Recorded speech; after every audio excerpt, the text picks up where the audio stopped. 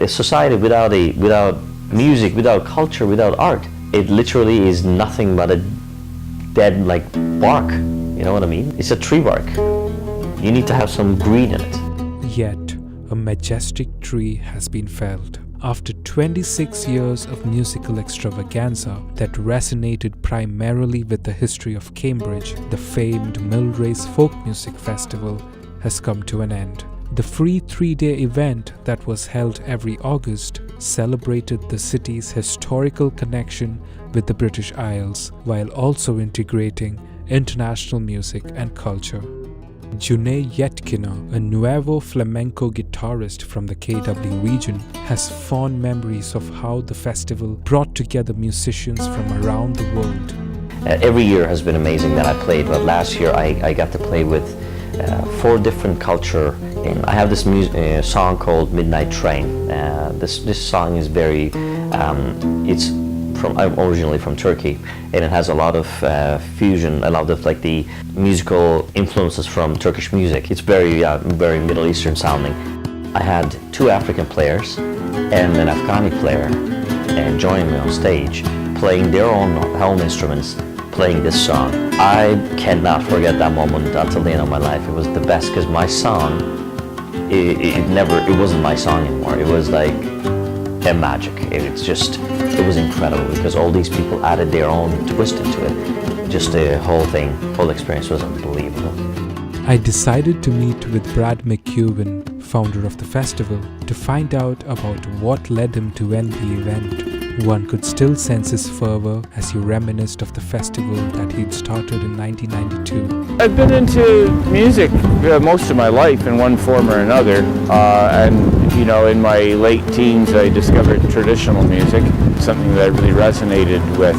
In my youth I used to travel quite a bit to the British Isles, and where I could see traditional music from that culture in its native environment. I realized that there was quite a need for a cultural event here. There were other cultural events, but nothing that really was anything the same. And I wanted to make sure that it was in the downtown core and free, so that it was easily accessible for people and would maybe hopefully do something to help with the core revitalization. So what made him say goodbye? I personally got to the point this year where I'd completely, utterly burned out. The stress has been affecting my health to a very great degree. I'm going to be retiring, turning 65, and you know, I faced the fact that I simply couldn't do it anymore. A majority of the volunteers have been those that were involved since the festival's early years, and the search for younger counterparts has been naught but a futile attempt. Engaging volunteers and aging audience is part of it. Without younger people being willing to step up and learn to do the roles, there's not going to be any continuity. We, the members of the board, had got to the point where we were simply facing the reality that we couldn't continue any longer. Funding for the festival had largely come from the city of Cambridge, but the absence of potential corporate sponsorships and a possible amalgamation of the city with the Waterloo region could have hurt the festival's only financial support. There have been other government funding from higher levels that are proven to be difficult to access. Corporate sponsorship has never been our strong point. There's always, of course, the threat of regional amalgamation. If we lose our municipal government, then the chances of there being any funding from a one-tier regional government is very, very remote, because Kitchener doesn't really care about Cambridge. And of course, a never-expanding generation gap is always a major hurdle in this genre of music. Technology has made that generation gap wider than it has been before.